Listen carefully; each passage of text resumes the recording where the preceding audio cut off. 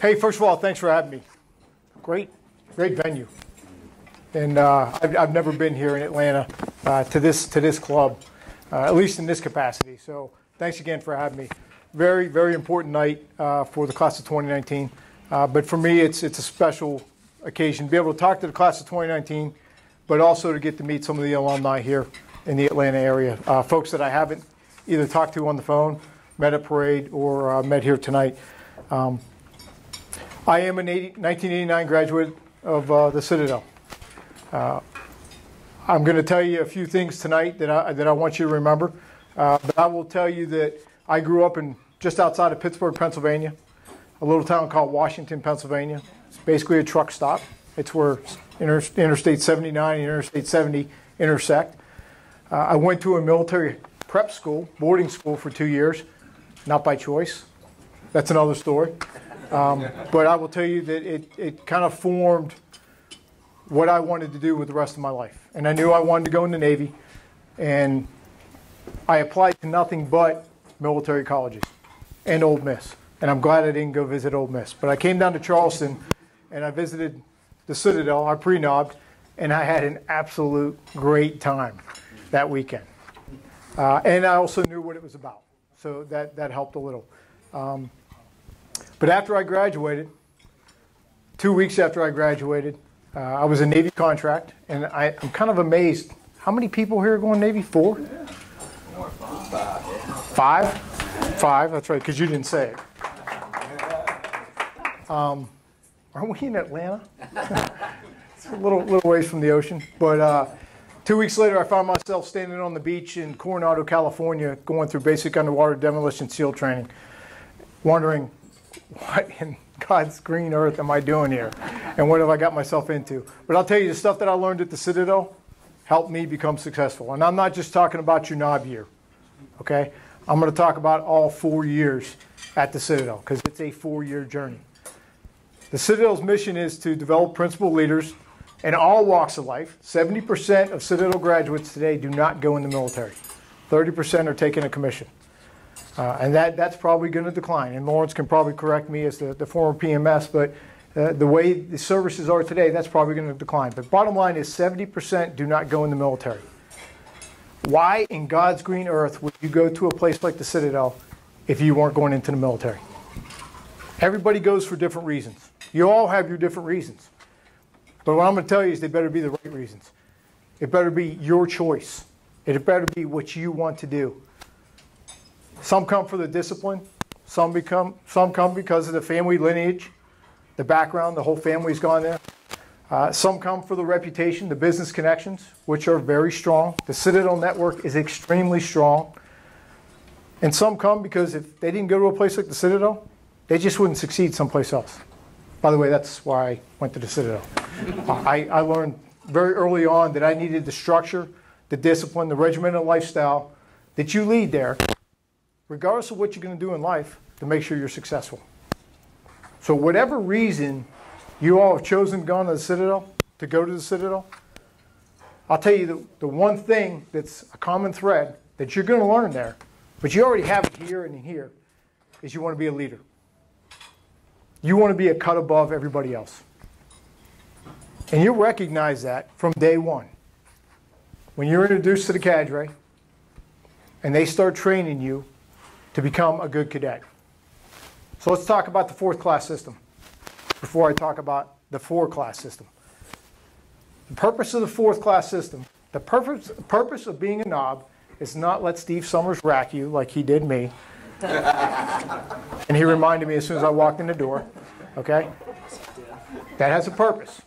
The purpose of the 4th class system is to teach you discipline, to teach you time management, to teach you class unity, cohesion, to teach you how to be part of something greater than yourself, to take away your individualism, regardless of wealth, regardless of your family situation, regardless of what you did in high school, whether you were a team captain or you were the most popular in school, it doesn't matter.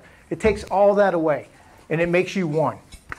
It creates that common bond amongst your classmates, but more importantly, amongst the Corps cadets and the 28,000 alumni that exist on the face of the planet that are still walking on the right side of 6 feet. It's a very special place. I had to retire to take this job. If I didn't retire, if I didn't get this job, I'd still be on active duty right now. I know exactly where I'd be. But this place was special enough, the mission of this school was special enough to me that I looked at the wife and said, we got to go there. It's a way for me to give back what I've learned in almost 26 years as being a Navy SEAL back to future generations. That's 70% that are going into the civilian sector, the 30% that are going into the military. Because it doesn't matter. Good leadership is good leadership no matter what you do in life. And you're going to learn it here at the Citadel. But you got to stick it out. You got to stay the course. It's a 4-class system. Your 4th class year is always touted as being the hardest. Whether it's in Pat Conroy's book or talking to an alumnus, it doesn't matter. 4th class year is hard. You're coming out of high school, most of you. And you're going into something, you're on your own. And you're going to be expected to know the rules, the regulations, and live within the regimented lifestyle. It's hard. If it was easy, everybody would go. We'd have the largest college in the United States. But it's not. It's hard. And it's hard for a reason. Because it's going to make you that cut above. It's going to make you that leader. You got to embrace that.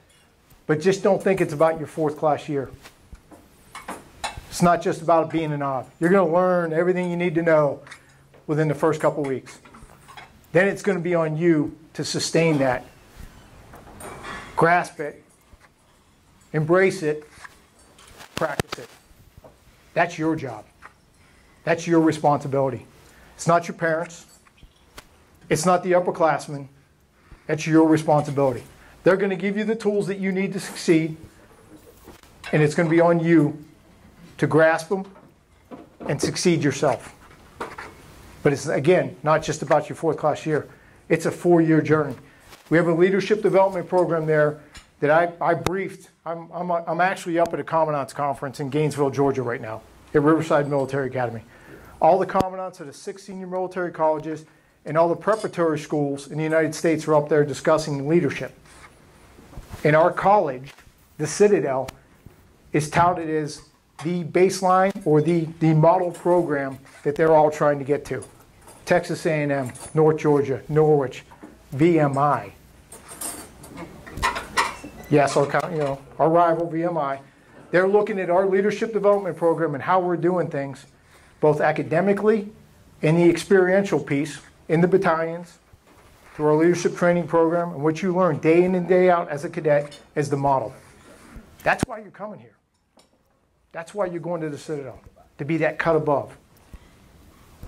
Again, why else would you go to the Citadel, wear that uniform, and have to abide by those rules and regulations if you didn't want to do it?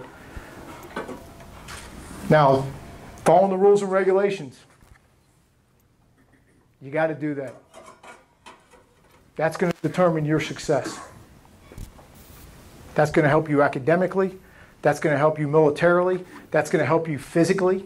And for some of you, you're going to have to get up pretty early in the morning and you're going to do some PT. Some of you are going to see the sunrise for the first time in your life, I think. But what I'm going to tell you is, don't just try to meet the standard. Try to exceed the standard. Grab everything that you possibly can, good and bad, learn from it, and exceed the standard. Become better. That's why you're coming to a place like this. Now, I'm going to save some of the day-to-day routine stuff for the parents. Because you're going to hear me speak again on Matriculation Day, and I'm going to get in a little bit more detail. I'm going to save the class of 2019 because you're going to have to learn that from the cadre. I'm not going to give it to you here. But I'm going to give you 4 things. Actually, I'm going to put you on the spot. Stand up. I have to. What are my 4 main things? For what?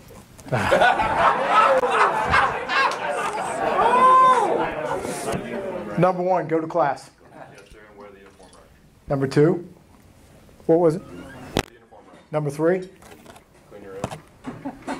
cheater. And number 4, don't do anything illegal. It's 4 main things. That's all you got to do. You want to be successful at the Citadel? Listen to me. Go to class. This is the only institution where we punish you and restrict you for not going to class. Your parents are paying good money for you to be there. Number 2, wear your uniform on and off campus for all 4 years. Your parents pay a lot of money for that uniform. I'm sure they appreciate you wearing it. Clean your room, and we teach you how to do that. It's not hard. I'm sure you all do it at home now. And don't do anything illegal. Okay? Don't, and I'm talking about not just on the campus, on and off campus. And you all know what that is because your parents have all raised you the right way. That's it.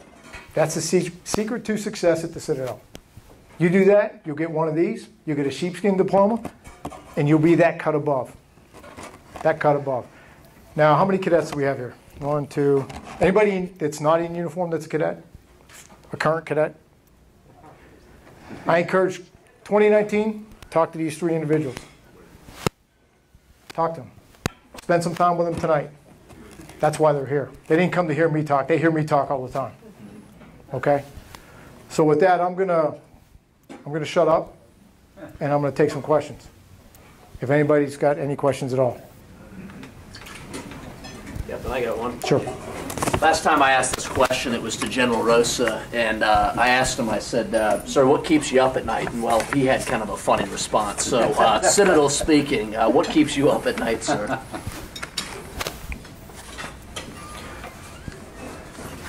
I'll be completely honest with you. The thing that keeps me up at night is those people that aren't following the rules and regulations, that hang on to something that they consider a tradition that's nothing more than a bad habit. If you look around the country today, look at how colleges look at hazing, or let's take Oklahoma University. Has anybody seen what happened there? On a party bus, singing a song, racial slurs. That's not acceptable. Kids dying in hazing incidents, fraternity hazing incidents, or getting hurt, that's not acceptable. And it doesn't take much for that to happen. That's why the rules and regulations are in place. But the thing that keeps me awake at night, when I do sleep, is somebody not following the rules and regulations, stepping outside that right and left limit of what we establish for a reason, and either hurting somebody or damaging the school's reputation. But it just takes one person to speak for the entire Citadel nation. One person. One cadet not only can embarrass the entire Corps of Cadets, they can embarrass all the alumni and the school's reputation. In the military, we have this thing called a strategic corporal. And you've all heard about something where you have a corporal, and I'll pick on the Marine Corps, a corporal in the Marine Corps accidentally shoots a civilian. That becomes national news. That's a strategic corporal. We have 2,300 strategic corporals walking around. So for 2019, and for the cadets that are here, and the cadets that are here now have heard me say this, you represent the Citadel, period. You represent your family name, you represent your company, you represent your class, you represent the entire South Carolina Corps of Cadets, and you represent every alumni, past and present, alive or dead, that wear a ring. That's what keeps me up at night.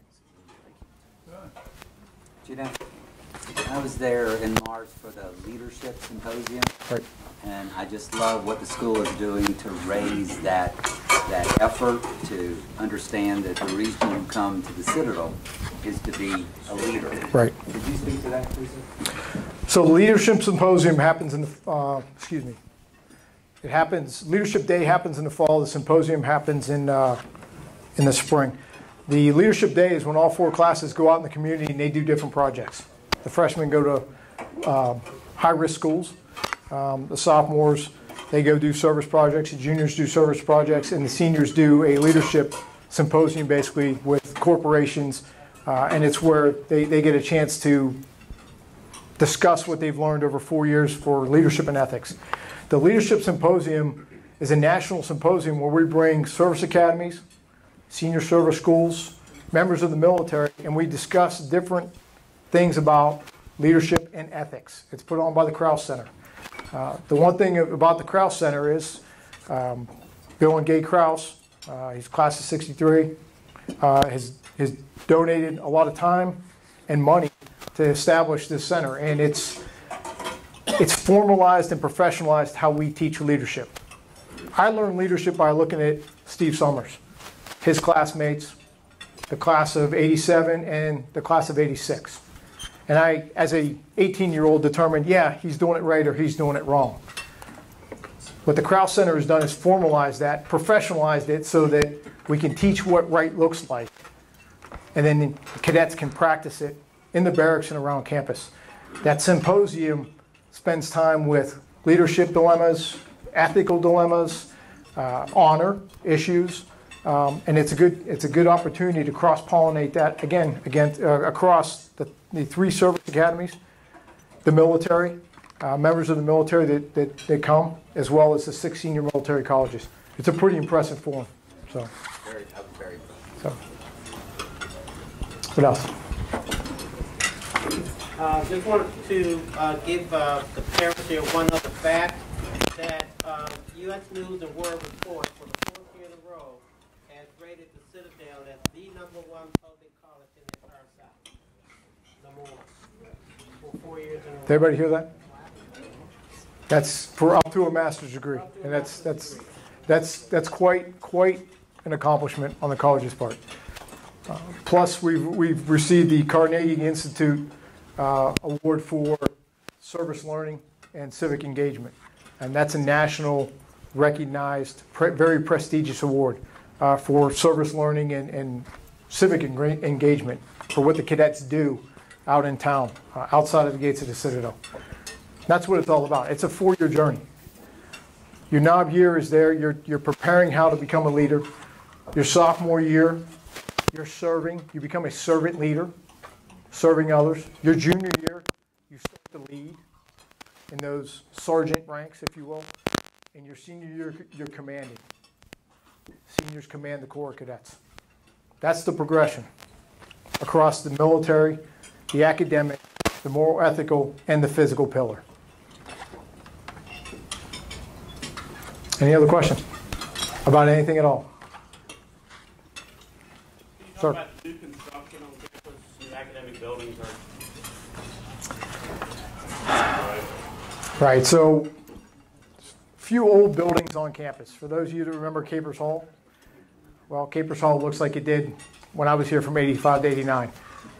We are looking at ways of being able to reconstruct Capers Hall. Maybe not necessarily tearing it down, but renovating part and making it larger. Haygood Housing, for those of you who remember Haygood Housing, that's being torn down. And there are plans for academic buildings in the future to go into where Haygood Housing is right now. There are also plans for potentially a parking garage going in, and they're determining the locations there. We can't grow the campus anymore. There's really no other place to put buildings unless we go up or we tear other ones down. We've got to do some maintenance on the older buildings. We have to determine what we're going to do with Stevens Barracks. Stevens Barracks was built in 1942. It's the only one that hasn't been rebuilt. And it's old. It's looking old. But so we have to determine what we're going to do with Stevens Barracks here in the future. But they are looking at the master plan, the campus master plan for the future, and but it's all about resources too. That stuff is not cheap to tear down a building and rebuild one, and the resources the way they are today from the state, that's tough. So along with the legislator up in Columbia, as well as the foundation, we're looking at on how do we do this in the future. How do we take care of or rebuild a Capers Hall to make sure that we're maintaining premier academic classrooms, if you will, and state-of-the-art for the future. These days, though, the way technology changes, that classroom of the future is obsolete by the time you get it built. So you have to be smart about it.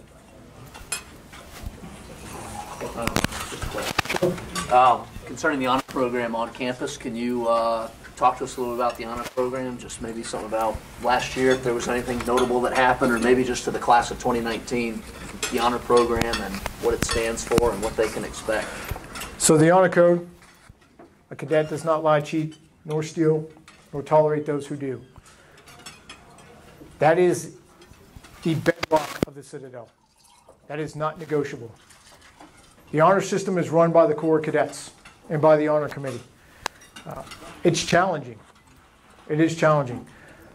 With all the temptations that you have, and I'll just talk about the internet, for instance, writing a paper today is completely different than having to go to the library, go through the card catalog, find your book, read the book, for those of you that read them, and quote something. Today, it's instant access to anything you want to know.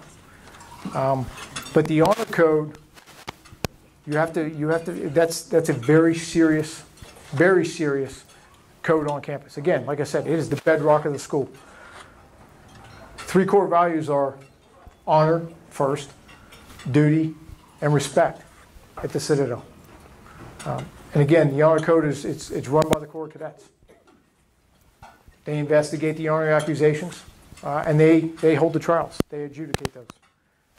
It's something that is not negotiable at the school. And it's, like I said, it's something that you have to understand. Lying, cheating, stealing, or tolerating those who do. We don't accept it at the Citadel. Thank you. Any other questions? I got one more. Sure. It's been burning on my mind. What's the highlight of your career as a Navy SEAL? I will tell you, and I seriously mean this, I had the best job in the world for almost 26 years. And the last 15 years have been awesome. Because you actually got to put into practice what you trained and trained and trained for. But the highlight of my career is the command opportunities that I had. I commanded SEAL Team 8, and I commanded Naval Special Warfare Group 3. And the individuals that I got to work with and for and be around day in and day out, second to none. And I know Tom Brokaw said that the World War II generation was the greatest generation. I think we have a pretty good argument that, yeah, it was a great generation, but possibly not this nation's greatest. I think they're still out there. So that's just my personal opinion. But after working in the military for almost 26 years, and like I said, seeing and working with people across all the services in combat situations, that's been the highlight. And be able to command and be around them. Anything else? Do you have a question? From the football player. What was the hardest transition for you when you first attended the Citadel? When I first attended the Citadel, What was the hardest transition? the heat. We didn't have air conditioning. No, the hardest transition, I'll tell you, going from just outside of Pittsburgh, Pennsylvania, to Charleston, South Carolina. First of all, it's the north and the south. And the distance from, it's a 12-hour drive from the family. And it's matriculation day is a lot different today than it was almost 26 years ago. The Citadel Family Association makes it seamless, and they help the families, and you're all going to get to experience that. It's much better, and it's much more user-friendly, if you will. My dad pulled up, got my stuff out of the back of the car, gave him a hug, hugged my mom. You walked into Sallyport, and that's the last I saw him until Parents' Day. It's not like that anymore. It's much more professional, and it's a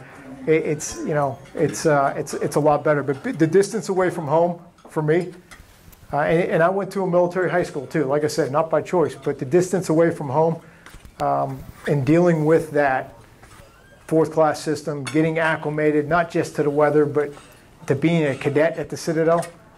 You got to stay focused. You got to stay focused. Don't think about tomorrow. Think about the end game, okay? Whether you graduate 3 or 4 years, it doesn't matter. The end game is to graduate with a degree and have done the best you possibly can through that 3 or 4 year journey. If you're an overachiever, you get done in 3 years. I wasn't that smart. Anything else? One other thing I'd like you to comment on. Sure. When General Rosa was here, he said one of the biggest obstacles we face now with social media, where people respond instantaneously oftentimes about something they know nothing about, and it creates this storm. So I want to speak to that. Social media. Something I didn't have to deal with in the Navy. Social media is a good thing and it's a bad thing. Okay, and the parents are going to hear me say this, you're stealing some of my thunder for August 15th, but social media is a good thing and it's a bad thing. This generation has instant access to everything. Every company, all 21 of the companies have Facebook pages. All the mothers, and I know there's already a 2019 website. Raise your hand if you've signed up for it and you're on it. Come on, don't be bashful. Okay?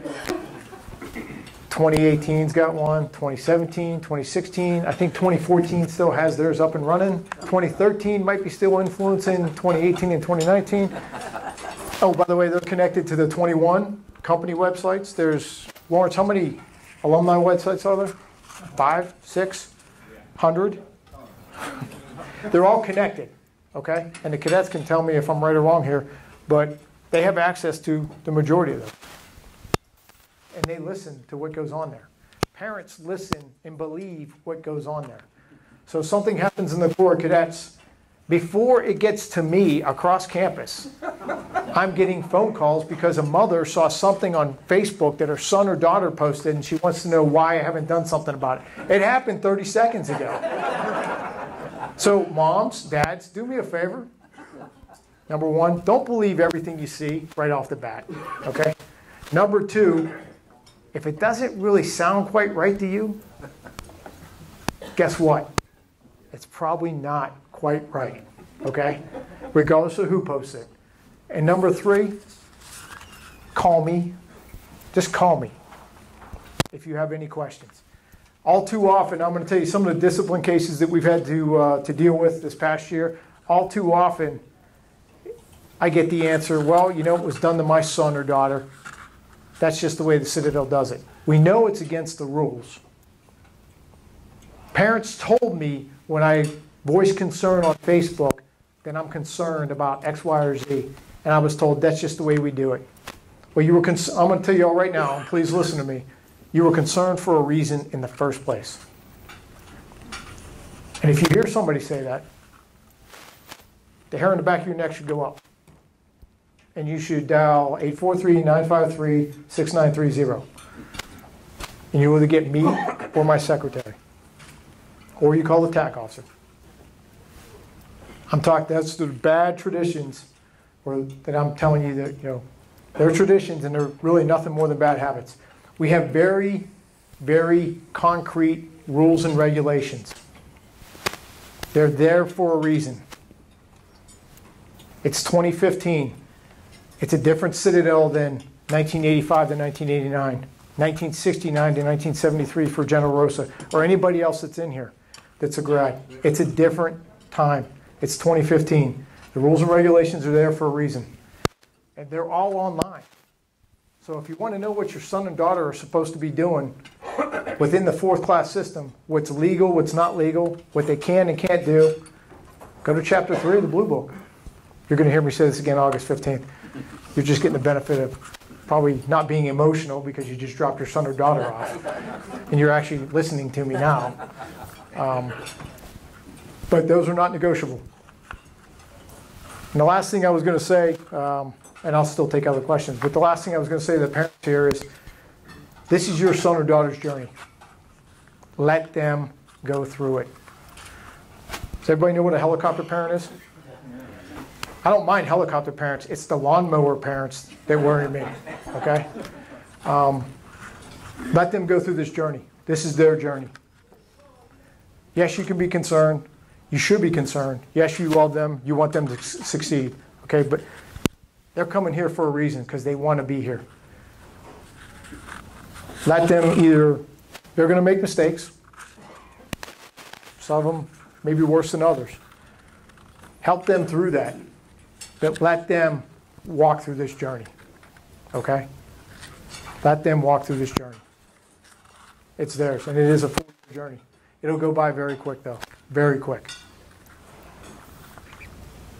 And for the alumni, support them. Support them. I have a different shtick that I give just to the alumni. But what I'm going to tell you is just what I just said. It's a different school than when we all graduated from it, regardless of what year you graduated from there. We all have our 4-year snapshot in time. Some people only have 1 year. They focus on their 9 year, but it's a 4-year journey. And I owe the Citadel, the reason I'm back, for my success as a naval officer. Can't tell you how many times I went back to something that I learned, something that happened that helped me through some pretty difficult times in the last 26 years. But it's a very special place. Very special place. So for the alumni, you all know that. That's why you're all here tonight. That's why you wear your rings. But help the young men and women that are going through the Citadel through their journey now. And remember that it's a different place. It's a different place. Society's changing pretty quick every day. And we're sprinting to keep up with it. So, okay, any other questions? Going once, going twice? What did you do to prepare yourself for buzz when you were at Citadel? Did you do anything specific? I was about 40 pounds lighter and I was running like a fiend. No, not a lot of people knew about SEALs back in 1987 when I decided that's what I wanted to do. Top Gun came out and I was like, well, everybody wants to be I wanted to be a pilot when I showed up at the Citadel. I wanted to fly F-14 Tomcats. I wanted to be Tom Cruise. Or Jack Lyle.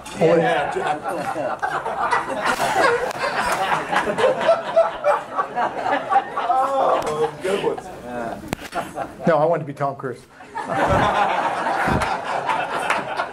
Makes a lot more money. Sorry. But I met a SEAL the end of my sophomore year. One of my classmates, I think it was his uncle, and spent the weekend talking to him and said, you know what?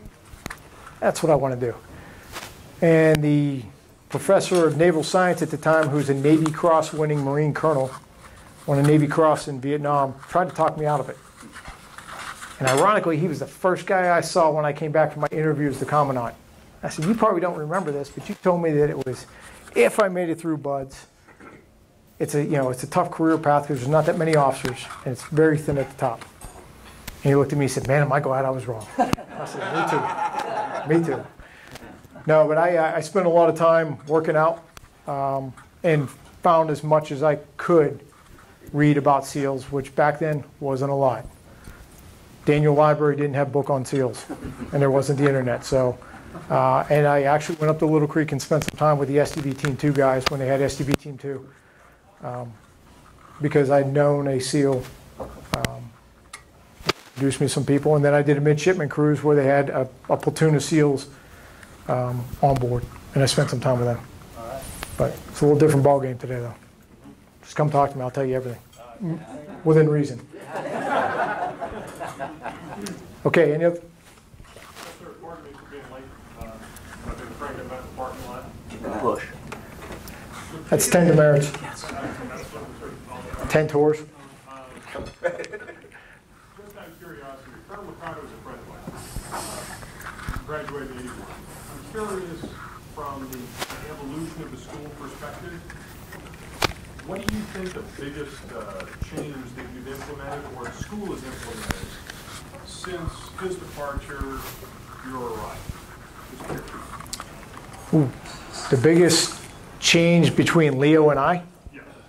And obviously from the office of commandant, I'm not looking for all the academic. Just curious. I came from I'm graduate 81.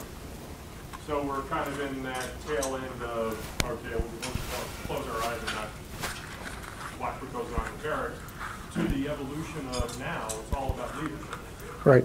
So in that time span, just curious, what do you see as the largest impact that's taken place since Leo's departure and your arrival? Well, I'll tell you the largest impact since 81, 89, and until the Corral Center actually got up and running, has been the Corral Center, period. Actually formalizing a leadership development program instead of you and I looking at each other going, I like you. He's a flamer, but he's intense. I don't like you because you yell too much and all you do is make me do push-ups.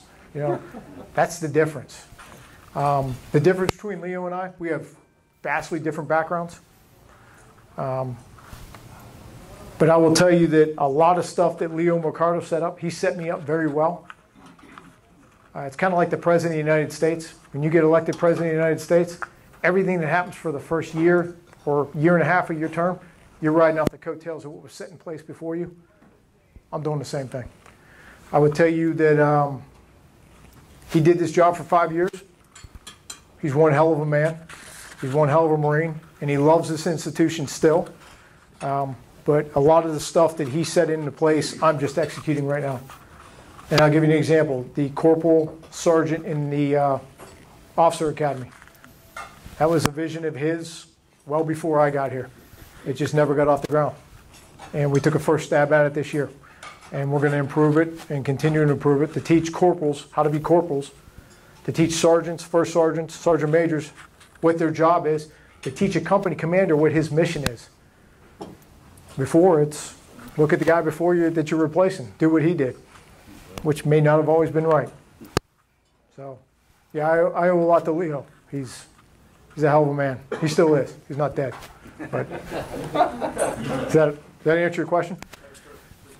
It's just continuing it's all about leadership. That's what this place is about. You can go any place you want, but you're not going to get the leadership training you're going to get here. Every school's hard. You can go to VMI. You can go to Norwich. You can go to Clemson. They're all hard in their own different way. It's what you want to get out of this place, where you want to be 4 years from now when you graduate. And I'll tell you where you want to be. You want to be sitting in this room sending off the next class as a grad and wishing them well. Jack? Any other questions? I've got all the time in the world. Okay, thanks for your time. Thanks for being here. Good luck.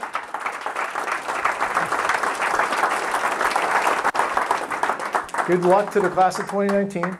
For all the moms there, don't worry, they're going to be fine. Okay, you'll hear that again and again. And for all the grads here, thanks for putting this on.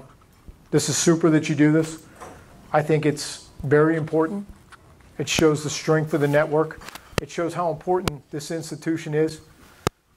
Not just to us, but how important it's going to be to them. And for all the parents, welcome to the Citadel family. If you're not an alum, if you are an alum, good job. We'll try to get your son or daughter into the company that you want them into. We do the legacy program. So, okay, thanks again.